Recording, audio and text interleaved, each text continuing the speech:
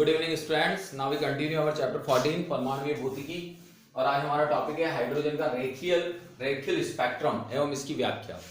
यहाँ पर देखिए सबसे पहले क्या किया गया कि हाइड्रोजन गैस को एक सीलबंद नलिका में लिया गया और उस सीलबंद नलिका में उसे भरकर गर्म किया गया। जब हाइड्रोजन गैस को सीलबंद नलिका में लेकर गर्म किया गया तो गर्म करने पर उसने विकिरणों का उत्सर्जन किया। उसका रीजन यह था कि जब यहां पर हाइड्रोजन गैस को गर्म किया तो गर्म करने से उसके अंदर यहां कह सकते हैं कि हम आयनीकरण की क्रिया हुई और उसके दौरान जो ऊर्जा मुक्त हुई वो विकिरणों के रूप में मुक्त हुई। जब इन विकिरणों का अध्ययन किया गया स्पेक्ट्रोमीटर की सहायता से, तो स्पेक्ट्रोमीटर की सहायता से इन विकिरणों का अध्ययन करने पर यह पता चला कि इन हाइड्रोजन गैस को गर्म करने पर कुछ विशिष्ट तरंगदैर्घ्यों की विकिरणें ही यहां से उत्सर्जित हो रही हैं, यानी सब प्रकार की विकिरणें उत्सर्जित नहीं हो रही। तो यहां पर स्पेक्ट्रम का जो दृश्य भाग मतलब देखो जो विकिरणें दिखाई देती हैं वो सब विजिबल रीजन में दिखाई देती है। अलग अलग क्षेत्र होते हैं, अवरक्त क्षेत्र, पराबैंगनी क्षेत्र, दृश्य क्षेत्र, इसके अलावा बोल सकते हैं हम एक्सरे, वाई रे, तो ये सारे स्पेक्ट्रमों के क्षेत्र होते हैं। तो जो दृश्य क्षेत्र होता है वो दृश्य क्षेत्र ऐसा होता है जिसके अंदर समस्त विकिरण दिखाई देते हैं। तो यहां पर जब ये देखा गया कि दृश्य भाग में भाई कितनी विकिरणें दिखाई दे रही हैं, तो दृश्य भाग में 4 विकिरणों को आसानी से देखा गया, या यूं कह सकते हैं कि उनको स्पष्टतया देखा गया।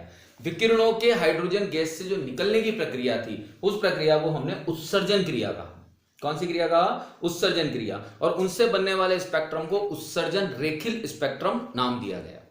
ठीक है, इसके बाद बामर आया। बामर ने इन सबकी तरंगदैर्घ्यों का अध्ययन किया, जो अलग अलग तरंगदैर्घ्य आपको दी गई हैं। उसके अंदर 656.3 नैनोमीटर की तरंगदैर्घ्य थी, उसके अंदर 486.1 नैनोमीटर की तरंगदैर्घ्य थी, 434.1 नैनोमीटर की तरंगदैर्घ्य थी, इसके अलावा 480.2 नैनोमीटर की तरंगदैर्घ्य थी। तो अलग अलग तरंगदैर्घ्यों की 4 विकिरणें यहाँ पर उत्सर्जित हुई जिन्हें आसानी से देखा गया। तो बामर ने इन विकिरणों के आधार पर एक सूत्र व्युत्पन्न किया। जो सूत्र था उसका लैम्डा इक्वल्स टू 3, जो लैम्डा क्या है यहाँ? तरंगदैर्घ्य। तो lambda equals to 364.5 nanometre upon n square. ये यहां पर उसने बामर ने सूत्र हमें दिया और इस सूत्र के आधार पर उसने अलग अलग स्पेक्ट्रम रेखाओं की जो तरंगदैर्घ्य थी वो प्राप्त की।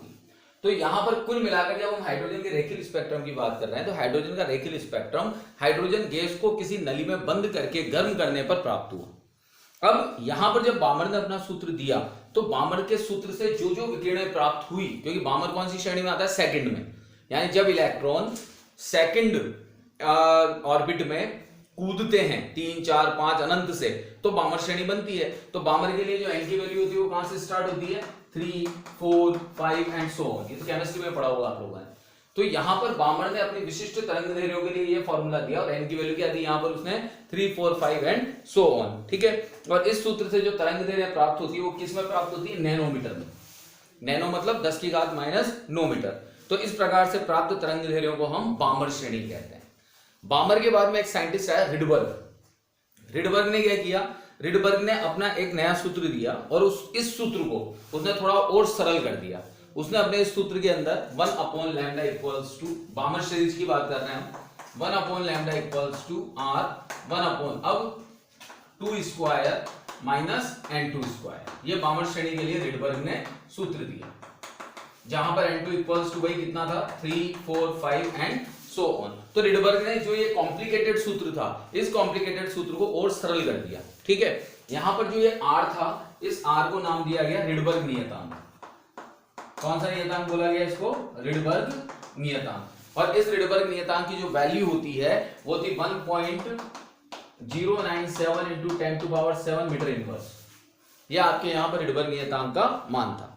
ठीक है, अब हाइड्रोजन स्पेक्ट्रम का जो रेखीय स्पेक्ट्रम था उसकी व्याख्या करने के लिए बामर श्रेणी के अतिरिक्त भी 4 श्रेणियां और प्राप्त हुई। तो हाइड्रोजन के रेखीय स्पेक्ट्रम में ओनली बामर श्रेणी नहीं थी, उसके अलावा भी 4 श्रेणियां थी, लाइमन, पाश्चियन, ब्रैकेट और फुंट। तो ये 4 श्रेणियां बामर श्रेणी के अतिरिक्त थी। तो उन श्रेणियों में क्या होता था? तो देखिए यहां पर सबसे पहले हमने ली लाइमन श्रेणी। तो लाइमन श्रेणी में हमारा फॉर्मूला क्या होता है? 1/λ equals to r, this is 1/1 square minus 1/n2 square. यहाँ पर N2 कितना होता है 2, 3, 4 एंड सो ऑन। यानी पहले कक्षक में इलेक्ट्रॉन संक्रमण करेगा 2, 3, 4 और उससे आगे से। उसके बाद में आती है आपकी पाश्चल श्रेणी। तो पाश्चल श्रेणी में 1/λ equals to r, this is 1/3 square minus 1/n2 square. तो यहाँ पर n2 equals to 4, 5, 6 and so on. इसके बाद में आती है ब्रैकेट श्रेणी। तो ब्रैकेट श्रेणी में क्या था 1/λ equals to r, 1/4 square minus 1/n2 square. तो n2 इक्वल्स क्या था 5, 6, 7 एंड सो ऑन। ठीक है। इसके बाद में आती है फुंड श्रेणी। तो फुंड श्रेणी कहां से शुरू होती है 5 से। तो फुंड श्रेणी में क्या था, तो फुंड श्रेणी में 1/λ equals to r, then 1/5 square minus n2 square. तो n2 इक्वल्स वैल्यू कहां से शुरू होती है 6, 7 एंड 8 होगा। तो इस तरह से अलग अलग श्रेणियों के लिए अलग अलग कक्षकों से इलेक्ट्रॉनों का संक्रमण होता है और इन संक्रमणों के आधार पर हमें स्पेक्ट्रम प्राप्त होते हैं। ठीक है। तो ये जनरल व्यू था हाइड्रोजन के रेखीय स्पेक्ट्रम का, जिसमें हाइड्रोजन गैस को किसी नलिका में भरकर जब गर्म किया तो उससे जो विकिरण उत्सर्जित हुए, उन विकिरणों की व्याख्या के दौरान फिर हमें ये 5 स्पेक्ट्रम प्राप्त हुए। ठीक है बेटा। चलिए अब नेक्स्ट टॉपिक हम लेते हैं बोर सिद्धांत द्वारा हाइड्रोजन स्पेक्ट्रम की व्याख्या, कि बोर ने हाइड्रोजन स्पेक्ट्रम की व्याख्या कैसे की। तो इसको समझते हैं।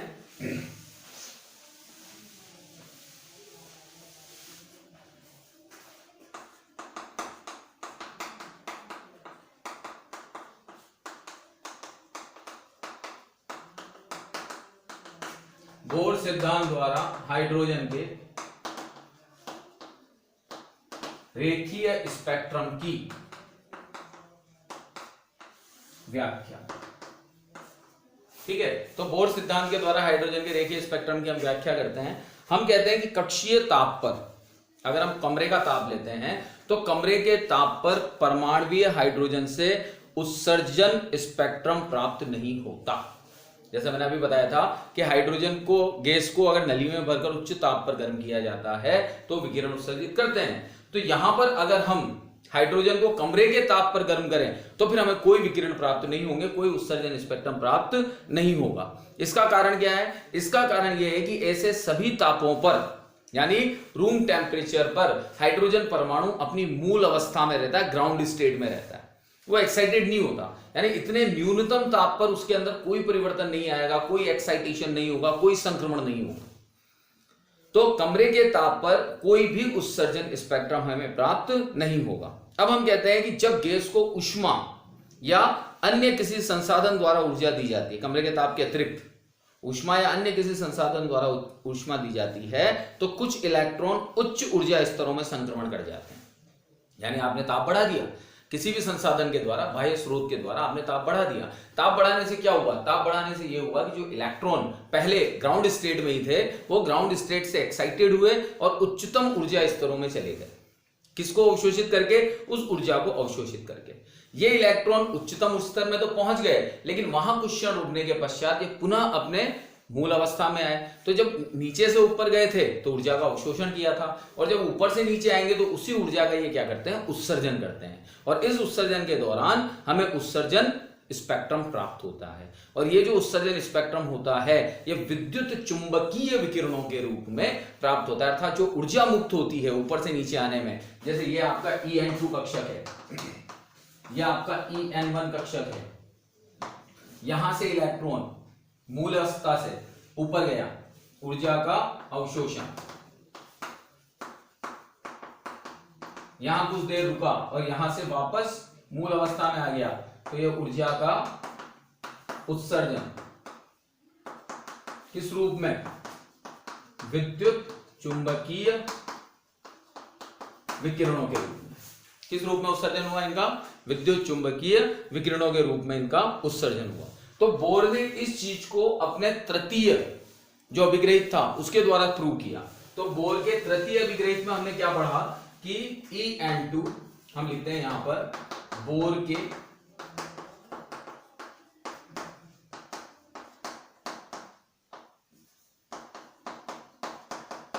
तृतीय अभिग्रहित से En2 minus En1 equals to h new.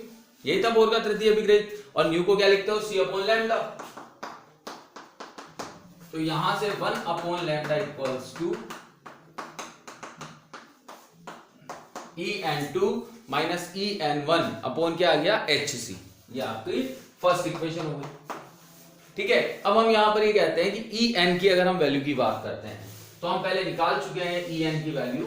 तो En इक्वल्स होता है minus mz square E4 upon 8 epsilon naught square H square 1/n square. ये आपके किसकी वैल्यू होती है? En की। ये हम पहले निकाल चुके हैं। तो ये आपके En की वैल्यू है। तो En equals to minus mz square E4 upon 8 epsilon naught square H square 1/n square. ये हम पहले निकाल चुके हैं। तो यहां से हम En2 देखते हैं। तो जब हम En2 देखते हैं तो ये तो सब कांस्टेंट है। तो mz square E4 8 epsilon naught square H square upon n2 square. इसी तरह से En1 देखते हैं तो minus mz square E4 8 epsilon naught square H square upon n1 square.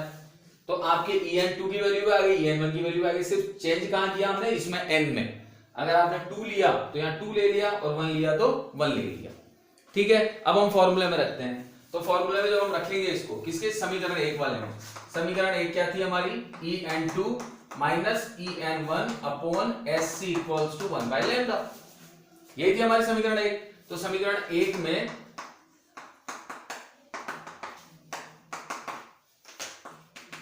En2 व En1 का मान रखने पर, तो अब En2 और En1 का मान रखते हैं।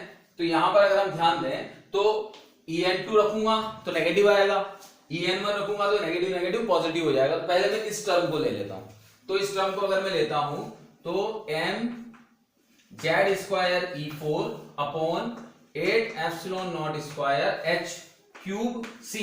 ठीक है, और अंदर क्या आएगा? 1 upon n1 square minus 1 upon n2 square. ये आएगा क्योंकि मैंने En1 पहले ले लिया, नेगेटिव नेगेटिव पॉजिटिव हो गया, तो पॉजिटिव वाली टर्म पहले ले ली और नेगेटिव वाली टर्म बाद में ले ली। ठीक है, तो यहां से ये चीज आ गई। अब यहां पर ये सारी values mz square E4 8 epsilon naught square H cube C, तो ये सारी की सारी वैल्यूज क्या है? कांस्टेंट। तो हम यहां पर लिखते हैं 1 upon lambda equals to r dash z square 1 upon n1 square minus 1 upon n2 square. यानी z को छोड़कर और जितनी भी क्वांटिटीज थी वो सब क्या मान ली हमने? कांस्टेंट मान ली। ठीक है, अब जो यहां पर आपने r लिया है, ये जो r आपने माना है, तो r की वैल्यू जब हम निकालते हैं इस जगह पे तो r इक्वल्स टू क्या हो गया? वो आपका me4 upon 8 epsilon naught square H cube C। ठीक है, जब हम सारे नियतांकों के मान रखते हैं तो इसकी वैल्यू आती है 1.097 इंटू 10 टू पावर 7। जब सारे नियतांकों के हम यहां पर मान रख देते हैं मीटर इनवर्स। और इसको कौन सा नियतांक कहते हैं हम? रिडबर्ग नियतांक। ठीक है, तो हाइड्रोजन परमाणु के लिए जब हम बात करते हैं तो हाइड्रोजन परमाणु के लिए क्या हो गया? Z बराबर क्या आता है? 1। परमाणु क्रमांक कितना होता है? 1। तो यहां पर Z की वैल्यू 1 रख देते हैं। तो 1 upon lambda equals to r n1 square minus n2 square. ठीक है, अब यहीं पर एक वर्ड और आता है। वैसे तो मेन फॉर्मूला ही आ गया अपना, यही काम में आएगा, लेकिन एक वर्ड और आता है तरंग संख्या। तरंग संख्या जो होती है न्यू बार, ये 1 अपॉन लैम्डा के व्युत्क्रमानुपाती होती है। तो यही फॉर्मूला न्यू बार के लिए भी अप्लाई कर सकते हैं हम। This is n1 square minus n2 square. तो तरंग संख्या के लिए भी हम इस फॉर्मूले को काम में ले सकते हैं। तो इस सूत्र के द्वारा हम हाइड्रोजन स्पेक्ट्रम की विभिन्न श्रेणियों के मान ज्ञात कर सकते हैं। हाइड्रोजन स्पेक्ट्रम को विभिन्न श्रेणियों में विभक्त कर सकते हैं इस सूत्र की सहायता से। तो ये बहुत इंपॉर्टेंट सूत्र है ये वाला। तो इस सूत्र की सहायता से हम क्या करते हैं? हाइड्रोजन परमाणु को विभिन्न श्रेणियों में विभक्त कर देते हैं। जैसे मैंने अभी आपको बताया, लाइमन, बामर, पाशियन, ब्रैकेट, फुंड। तो इन अलग अलग श्रेणियों में हम इस सूत्र को उपयोग में लेते हैं और उन श्रेणियों को यहाँ पर विभक्त कर देते हैं। ठीक है बेटा, तो नेक्स्ट वीडियो में हम इन श्रेणियों का यहाँ विभक्तीकरण देखेंगे इस सूत्र की सहायता से। Okay, thank you.